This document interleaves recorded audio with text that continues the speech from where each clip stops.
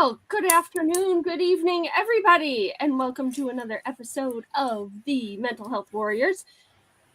Adam can't talk at the moment, so we'll come to him later. But Nick, how are you? I'm good. Yeah, no, I'm good.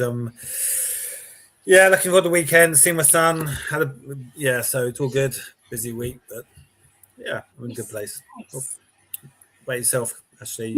Not too shabby. We are coming into Independence Day for us here in a couple days, so it's a great week. It's been very busy, but I have been intentional of taking some time away from the office and from my computer. It's a great breather, but everybody tuning in tonight, make sure you like, subscribe, share this. Tonight we're going to be talking about body image and self-esteem and anxiety around summer clothing. Adam, can you talk yet? Can this help? Okay, there we go. Okay, you should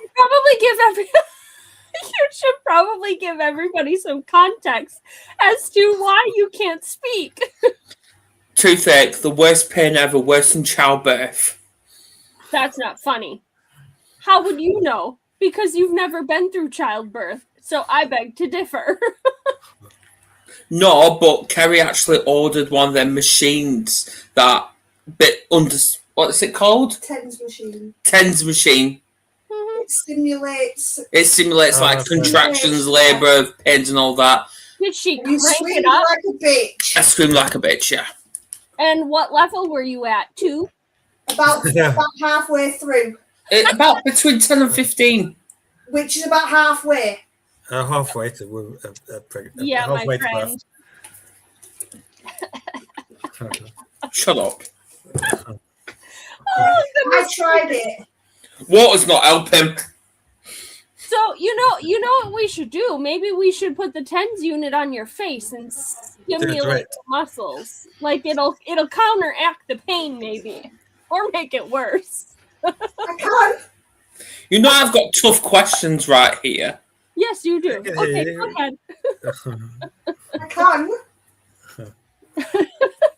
We can hear you. Right. So Ashley, since you've been bullying me already, as you do every week, why do you think body image is such an important topic to discuss? Well, obviously I'm going to have to take this from a woman's perspective, but we as women, and even myself, we very much have a hard time loving our bodies. I don't know that I have met a lot of women that can truly say, oh yeah, I love every part of my body. Especially after you have kids. Like nobody tells you how much your body is going to truly change and how much of it will not go back to what it once was. So I think it's a very important topic because society, don't mind the kid walking in the background. Yes. Oh my gosh. Okay, guys. Well, there you go. Goodbye. Wait, I don't know where. He's famous. He's on YouTube. I know he is on YouTube. There you go. It's a guest. It should be the top one. But please go out. He is famous. So Nick, what do you hope our viewers will take away from today's stream?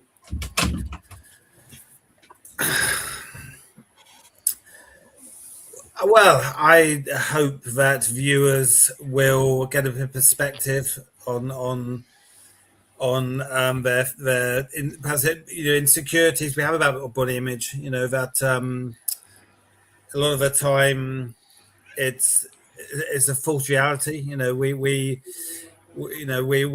see us. I don't know. We might see a little, a little bit of a belly, and we think we're I don't know, we're getting really overweight, or a few grey hairs. We think we're getting really old. We can often blow things out bigger a portion, or think that people will see us a certain way, and build insecurities about certain things, and now we're in those, make it bigger than they are. But I think a lot of it, like most things, is in the mind. It's and often don't notice the things we think are really big and big, big sort of issues for us about our body. A lot of the time people don't notice. And genuinely, I think our who we are as a person. Sound corny, but our character is more important than it looks important to us to a degree. In the sense that we how we feel about ourselves. Of course, it's important, but I think our character is more important. I think hopefully you'll get a bit of perspective from watching the show tonight. Yeah. So Ashley, from your personal experience, have you ever experienced anxiety about wearing certain clothes during summer? Yes. I would say how typically men are told they get the dad bod, right? Well, moms get the mom bod, especially after kids. And for me, after kids, for a very long time, I was able to go back to like pre-pregnancy clothes and pre-pregnancy weight and all of that stuff. But my last pregnancy, it wrecked me. Emotionally, mentally, physically. I had put on the most weight I ever did during pregnancy, and it was very difficult for me to lose that weight. It was a complete no sugar for 30 plus days. And when I mean like no sugar, I mean zero fruit, zero processed foods, no breads, certain vegetables weren't even allowed, no berries, no nothing. Like it was a very strict no sugar. And I lost 20 pounds.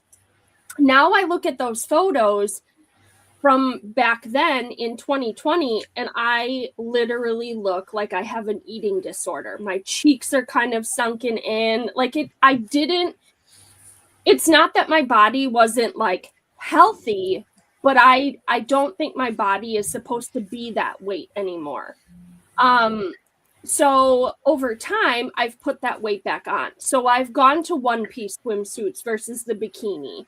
I've gone to capri pants versus like shorts a lot of times. And like certain shirts, I'm cautious of which ones I wear and that kind of a thing, because it's like I don't want the added midsection fluff, if you will, to be showing or look unbecoming or whatever it is. Now, I will say, since I've gotten back to working out and being more intentional about my food and intentionally fasting for a few days every month, and by fasting, like liquid fasting, fresh juices, that kind of stuff, I'm more toned, so I feel comfortable enough to put on a bikini again or wear shorts versus capris and stay hidden. So I think it just kind of depends on your comfortability. Some people don't care what they look like in a two-piece swimsuit and they love their bodies. Awesome. I'm so proud of you for doing that, because for a while I was like, I can't do that. Like, I got to cover it all up. So there have been times, yes. Yeah. So, Nick, have you ever struggled with confidence because of your appearance? Yeah, I think most people have at times had a bit of skewed appearance, and I definitely have had moments. I think, and I think getting older, little signs kicking in, had where it's easier when I was younger, my 30s, 40s to keep slim. Now, if it's easier to put on weight as I get, my 50s, and it's harder to lose it. And grey hairs, maybe not obvious, but they're starting to appear. And I think I become more conscious. Generally, that I've that it's that little things yeah, you know, I like I said, I'm only human. Yeah, that I, you know, it's hard. I think not to have it separate. You know, how you feel and how you look. We all want to.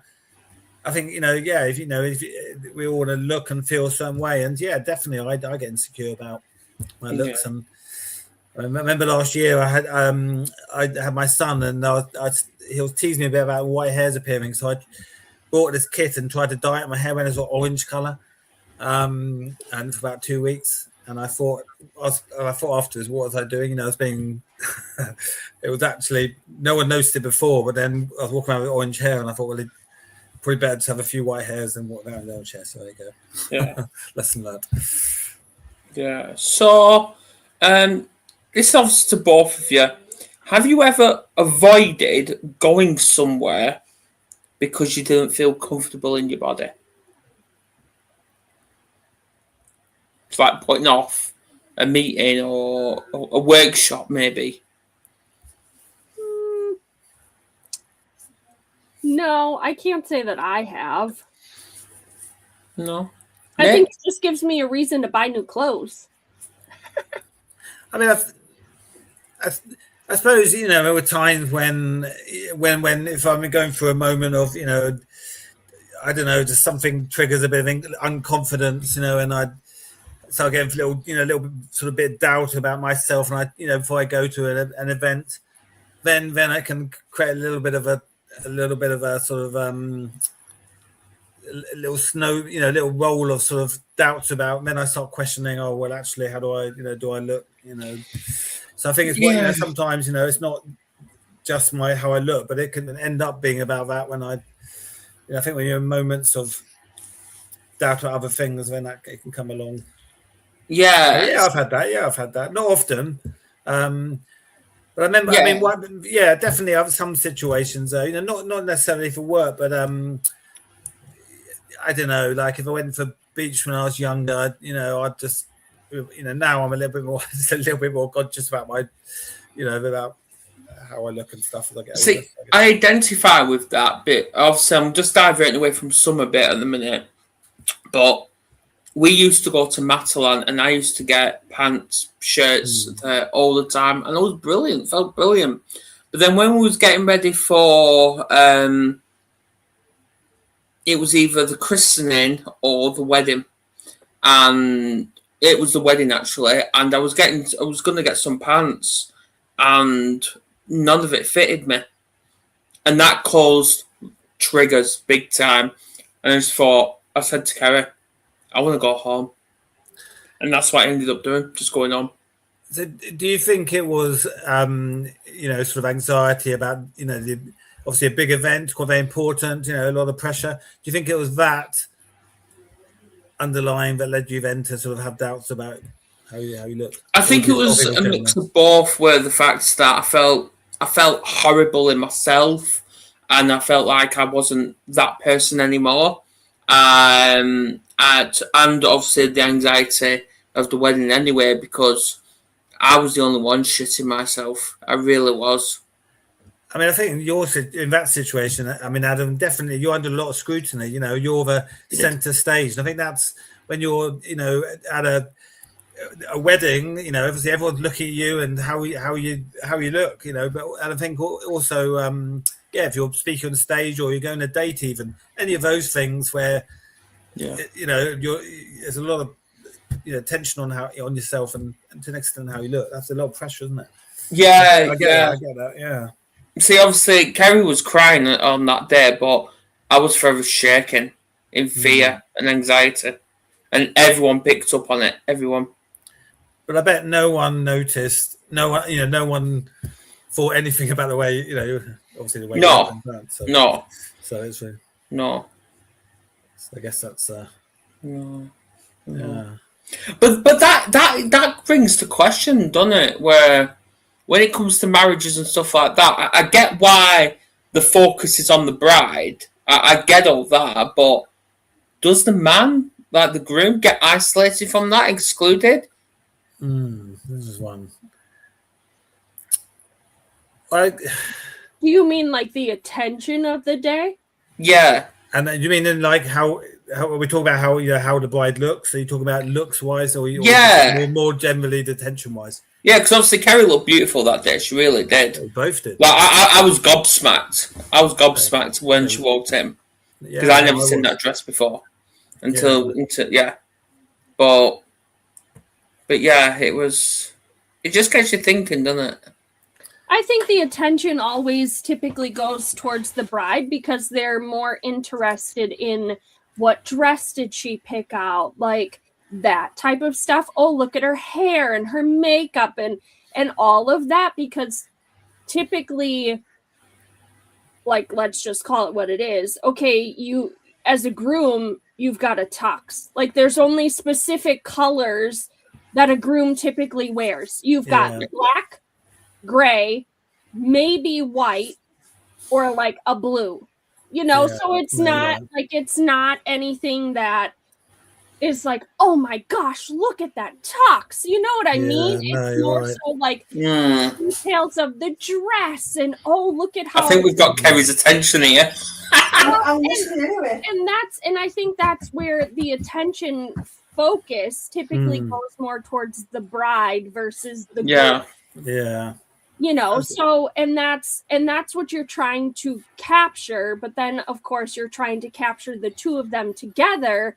But again, most men, they don't get dressed up. A lot of women, like, sure, we'll dress up, but we're not gonna like dress to the nines like we would for our wedding. You know what I mean? Like, it's a special occasion that the focus is going to go more towards the bride.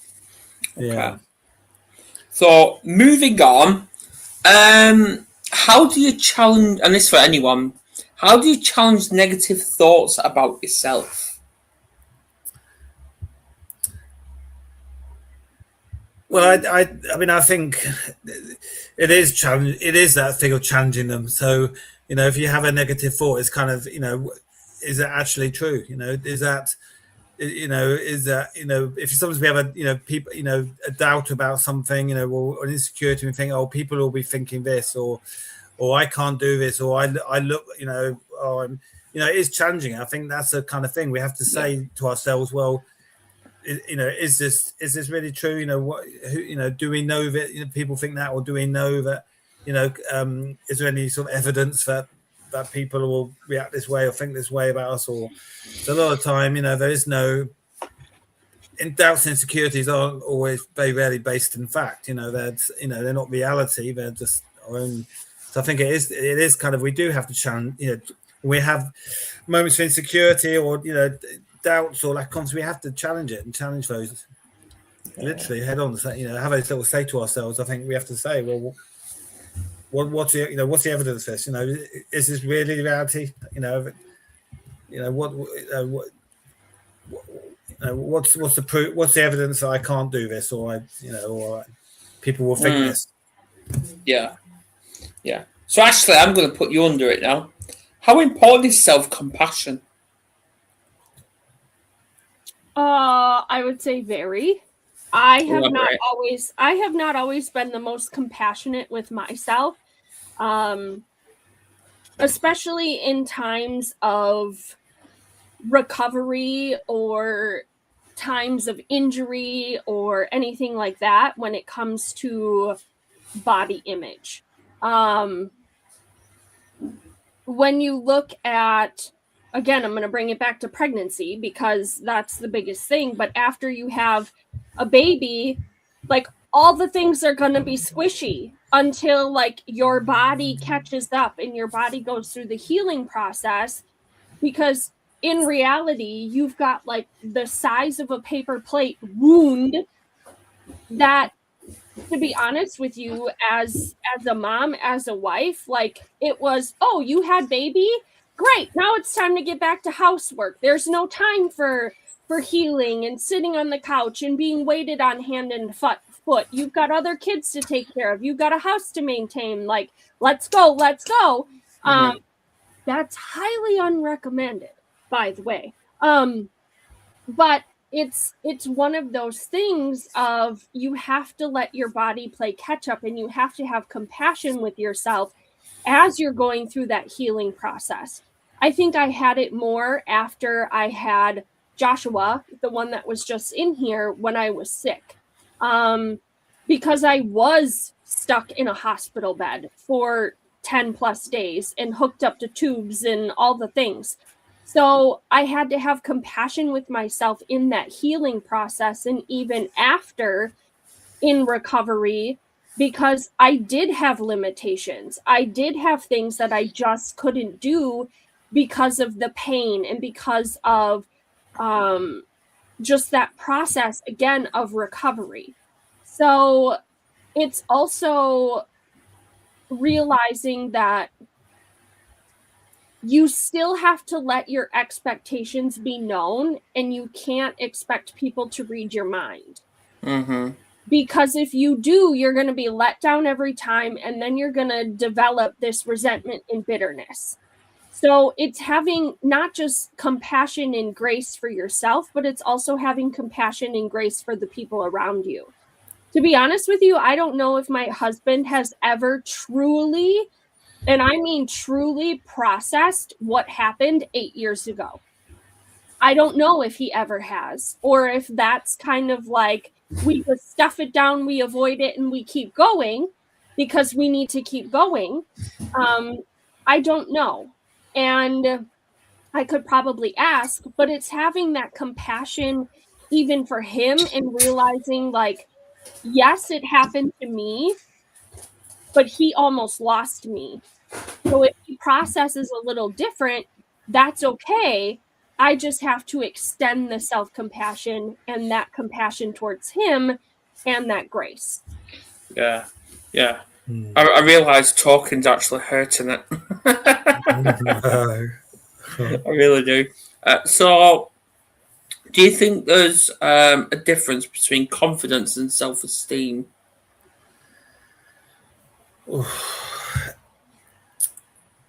It's I think it's yeah. I mean, there is a difference. I think it's obviously an overlap of it. I think to my mind, how it is your self-esteem is how you feel. It's like your inner confidence, how you feel about yourself. You know, and confidence is how your ability to let me try and word this the way I'm getting it straight in my mind. So the way I see it is your self-esteem is how you feel inside yourself, you know, how you feel your worth, you know, your value, you know, how you believe in your, you know, who you are as a person, your skills, your abilities. And then the confidence is your ability to, I guess, building on self-esteem, your ability to be yourself and assert yourself as a, you know, to in life. But yeah, I think there's definitely an overlap, a link, isn't it? Because obviously if you do have a low self-esteem, you're going to perhaps struggle with your confidence. But if you can build the foundations of a strong self-esteem, you know, really believe in your worth, your value, you know, yourself as a person, your abilities and your character, then you're more likely to have more confidence in everything you do in life. So my thoughts. We're going to do a bit of a substitution because me talking, it's killing my mouth. It really is. Oh, so we shouldn't ask you any questions. Okay, we'll just bring them to Carrie then. Yeah. So I'll leave. Hi. You should have just stayed in the beginning. Yeah, should have known it. I didn't realise he was going to leave and say, "Oh, well, in my mouth sore." Oh, I feel bad. It's all right. Okay, so next question. Well, I shouldn't say this. We need to ask you some questions since we couldn't really ask Adam. So let's see. Where have you found it to be a struggle for your self-esteem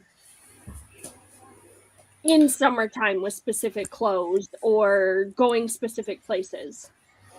So the one thing about my body I don't like is my shoulders. I don't like my shoulder area. So everything I wear covers this part of my body. because I don't like it. I've got some stretch marks, sort of like round about here, sort of thing, and it doesn't look nice to me. So that's one area that obviously I keep covered all the time. So I avoid anything that doesn't hide that bit. Right. So yeah, the rest of me, I'm fine with. So what do you do then if your kids say to you, Mom, let's go to the beach? I'll just wear a t-shirt. I'll wear a nice t-shirt, and I'll find one that's maybe a bit baggy on me so that it's not too restricting. Right. Yeah. And do you think? So I guess if that's something that solves the problem in the sense that then you're more comfortable. Then that's obviously do you think that's a good Do you think that's a good solution in the sense then you don't have to show shoulders, so you don't then you don't so you feel more more tease because you're not on show shoulders, or do you think that actually you need to come to terms, address that?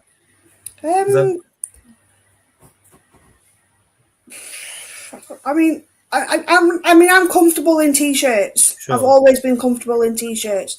So obviously I used to wear t-shirt and jeans a lot, but then I discovered leggings, and so now I just live in t-shirts and leggings. It's comfortable, and it looks nice as well. And I pair it with some nice canvas shoes or Hug boots in winter, keep my feet warm, and I'm fine. Yeah. And I'll just live like that. And obviously, if I'm going to go out to the beach one day with the kids, I'll go buy a new top, and I'll buy it the size up so that it's nice and baggy, so it keeps me nice and cool. Sure. Yeah. Do you find, either of you, but do you find that you compare your body to somebody else most often, or you find yourself in a comparison when you see something on social media, or you're out in public, or wherever you are, that you're putting yourself in that comparison? I used to do it all the time, and then after Lucas, because I put a lot of weight on while I was pregnant with Lucas, and I've not bounced back. And obviously with Adam going through active alcoholism, then there wasn't much time for me to have me time, because I constantly had a newborn with me all the time. Sure. So yeah, and then there wasn't a large time frame between when Lucas was here and we found out I was pregnant with Tegan. There's only like 17 months between them. Right. Okay. So yeah.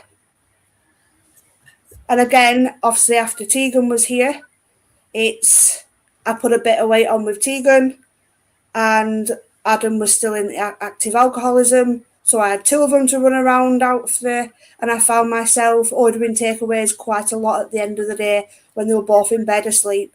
Order a takeaway, don't just chill out. I was exhausted, and unfortunately it's not helped the situation. Yeah. So now I just think, I don't care, I'm a mum. Yeah, no. I really don't care, I'm a mum. Yeah. As long as when the kids were little too, it was like, I don't have time for a gym membership, friends. Like, I'm chasing toddlers. Like, I don't have time for a gym membership. I don't need no damn gym membership. Now I have a gym membership and I don't use it enough. There you go. That's a terrible. Yep, it is. Nope. I didn't have time to go to no gym. Nope. It was nah. It's funny the comparing thing, because I compare myself, but more to how I used to be. So I look back and I think, 5 years, a few years ago, I didn't have this little belly coming. I didn't. Well, grey. Look at a photo of a year ago. Where's grey hair suddenly come from? So I think comparing, it's not just of other people we know or social media. It can be just comparing ourselves to how we used to look, and having that comparison. The low self-esteem, comparing yourself, thinking, what's happened? I'm not the Yeah. Well, and it's so funny because like having a daughter who she's about to turn 11 in a couple of months, and she's at that stage, probably I was there too, where she wants to wear like more of the crop tops, or she wants to twist her shirt and put that in a band where then, you know, her tummy is showing and all of these. And I'm like, that must be a hard one. I say I've got to like, I mean, you both got daughters, I've got a son, so I don't have that, but I can imagine that's hard. Oh, and it's like, I understand because I was there. Like, I used to wear the crop tops. I had the body like she's got. Like, all of the things, you know, I was the stick thin little whatever, and all of the things, right? I would show off what I had. And now, like, as an adult, I'm like, good heavens, no, we're not wearing crop tops. We are going to be modest. We are going to cover ourselves up because we don't need to reveal all of the things. Like, and my husband is just like, it's back in the head. And I'm like, don't tell me that. So it's just that's hard. It's getting her in that frame of mind that we don't need to flaunt what we have. Like, she's beautiful the way she is, but we don't need to show it to the world, kind of a thing. So I mean, even today, I very much, like, if I'm going to take a selfie of myself or, you know, whatever, be in a photo, I don't want all of that, if you will, showing. Like, okay, I was just in a bikini a couple weeks ago. Well, I don't want to post a photo of me in a bikini a couple weeks ago on social media, right? No. You know, having it on my phone is one thing, but it's like, the world doesn't need to see it. Now, am I proud of where my body has come over the course of the last, like, probably year? Do I feel stronger? Do I feel that I weigh what I weigh? No, I don't. And recently I stepped on the scale and I've actually lost a couple pounds. And I had somebody comment at the dentist's office this week. They're like, you look thinner. And I was like, oh, well, thanks. Like, but I don't see that. Yeah. Other people might notice it, but I don't see it. But it's like, that for me is a compliment, because it's like, I've been consistent in a specific, like, challenge that my physical therapist has given me to give my body that strength that it needs and that support that it needs. So it gives you that boost of confidence and self-esteem when somebody's like, are you doing something different? Like, you look different. You know, I don't mind my gray hairs. Like, those for me are like, I want to dye the whole thing gray, but that grow out would be terrible, is what I tell my salon lady all the time. She's like, yeah, we should probably wait on that. I guess that's the thing. Even if people do compliment us, we filter it. We don't even hear it sometimes, you know. Well, we might hear it and we'll say, yeah, I know you're saying that, but, you know, kind of. Yeah, we have a hard time accepting compliments. Yeah, something about that, definitely. Yeah, I have a very, very hard time accepting compliments because I never had them growing up. Yeah. So now, even when Adam said I was beautiful, it was, I don't believe you. Yeah. So that's, that's. I do wonder why, you know, not just yourself, Kerry, but, you know, I think so many of us, including myself at times, you know, do find it so hard taking compliments, because that's, you know, that should be the ultimate confident booster, you know, where it's comments from something nice from Adam or from me, from people I know in my circle. That should be the thing boosting confidence. But so I don't know why we find it so hard to take compliments generally. For me, it was because I didn't grow up with that. Right. I'm not used to it. Sure. I mean, I grew up and I only heard the words, I'm proud of you, off my dad once. And it was when I got my GCSE results. I phoned him up because obviously my mum and dad were not together at the time. Sure. I phoned him up and I told him my exam results. And he said he was proud of me. And it brought me in tears because that was the first time I'd ever heard him say that word. Right. And obviously at that point I was 16. Sure. Yeah. You know, so now Adam will say it to me, and it's, you know, it's just one of them for me. Sure. But that's just for me. Obviously, that I'm not speaking for anybody else. That's for me personally. But I mean, and I guess obviously, Adam, it's sincere and it means it. But yeah. Of course. I mean, I even had that too, though, because I also didn't necessarily hear a ton of compliments as a kid, at least none that I can recall in easily, if you will. Sure. But even now, I think I get down on myself about my body image more so than anybody else, if you will. Like my husband, he'll be like, "You're beautiful. I love looking at your body." Like, in his eyes. But for me, I'm like, are you seeing what I'm seeing? Sure. Where you get into that questioning or whatever of yourself. But one of the things to really think about is, and I've watched this right before my eyes when I have been at the gym. Like, it doesn't matter. You could have this tiny little twig girl, right? Come in. She's got a beautiful body and she's stepping on the scale. Yeah. And it's like, classic. I grab you by the cheeks and just tell you, you're beautiful and you don't need to worry about what the scale says. Sure.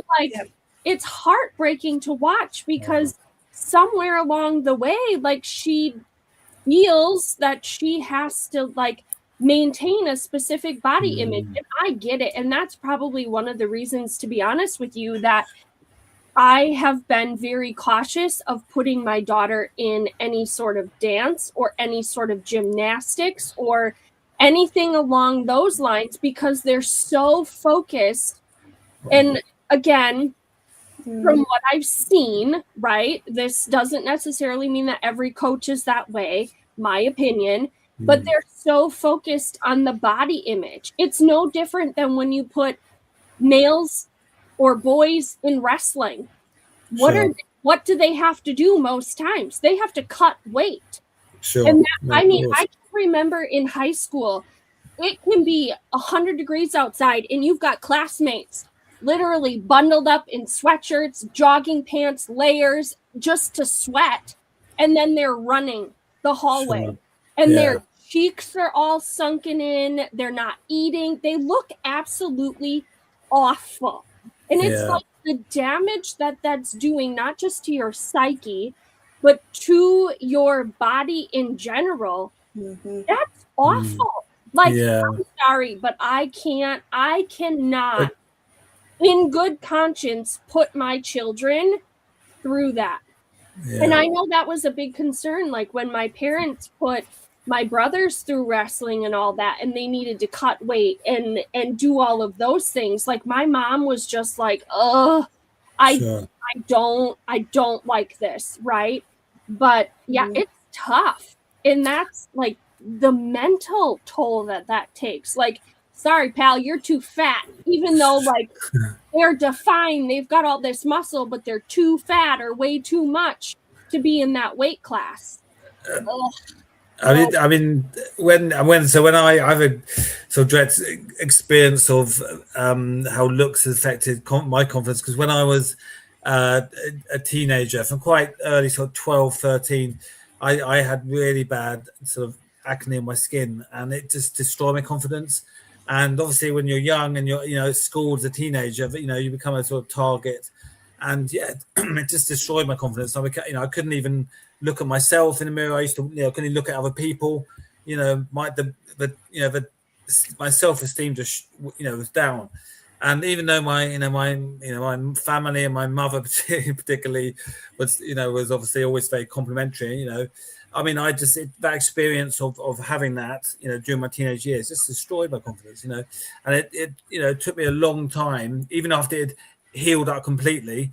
And when I got my 20s, I was, just rebuilding that confidence. my looks, even though the issue wasn't there anymore, my skin was absolutely fine. I'd grow, I didn't have those sort of challenges in that way. My confidence took a long time to build up, so I definitely can, know from my own experiences how, whether it's if you have some doubts about your, the way you look, for something, then it can have a massive effect with confidence, can't it? Yeah, and I think that's a problem that obviously today's teenagers have a lot worse than us, because they obviously go on social media and there's certain platforms out there that you have to take that promote you taking lots of pictures, and they're constantly comparing themselves with other people, with celebrities. Why haven't I got the size 0 body or whatever the latest trend is? So I think today's teenagers have got it a lot worse than what we had it, because we grew up with no social media. I agree. I think whereas obviously today's teenagers have got social media, and obviously in the UK they're on about banning social media, and that's probably one of the reasons. Yeah, no, I agree. I mean, I think social media, definitely the whole comparison thing, distorted images, distorted view of what we should be looking like, and what look success is looking a certain way, and I think it definitely plays a part. But a lot of these images that get put out, half of them have been enhanced in some way, shape, or form with filters or being airbrushed. It's true. And it's like, how many of those pictures are actually true pictures? Without having all these filters shoved on them. I think that's the thing as well, isn't it? We live a life where we feel we have to filter our photos. We take them to look our best, and that's it's a crazy thing, isn't it? I suppose going back to the summer thing, I suppose the pressures of summer is that actually, in a realistic way, there's a heat wave in England. We're wearing less clothes. People wearing shorts and the smart t-shirt to work. People are wearing, obviously lots less layers. They're not cover. Winter you can cover up and but in summer it's hard to do that, because to be comfortable you got to wear less clothing. So that's that pressure, isn't it? Yeah. They can be comfortable. T-shirt and shorts and that fan blowing around the room, and it's stop trying to melt. It's like, I'm melting here. I'm wearing shorts to work. Especially the other day when it was in the highs and the schools were like, we're going to close at dinner times because it's too hot, and the UK schools don't have air conditioning. Lucas and Tegan didn't go to school for 2 days that week because it was too hot. Yeah, no, it's true. I've heard a lot. No. Yeah. Do you have any other questions that Adam came up with for us, Carrie? Where's these questions? He still can't talk.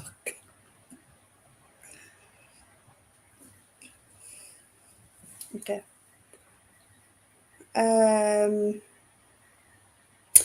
Nick, what's for you? What's one message you'd like everyone watching to remember? Yeah, I suppose, as this is to the extent about, how we look and how we feel. And I suppose, how we look is just one part of us, one part. And I think that, who we are as a person, we've got to look, our character and, how our values and, our skills and, how we treat people is more important, or equally as important, as our looks. And I suppose it's trying to get that perspective of not letting just one part, our looks, or one part of our looks start to bring our self-esteem down and doubts, because then it can overplace the confidence we have in those other areas. So I think we need to. That's I guess that's the message that it would be, is that we all have. I think we all have maybe, you know, maybe not everyone, but we all have little doubts, little insecurities about the way we look in some way. At times we all do. I think it's kind of human nature, isn't it? But yeah, we have to, I think it's about acceptance, you know, accept who we are, you know, our looks, we are, you know, this is who we are, you know, our looks and our you know, and we have to sort of own it and be, you know, and try and, yeah, take it into a bigger perspective. Yeah. Or Okay. Ashley, what gives you hope for people struggling with body image?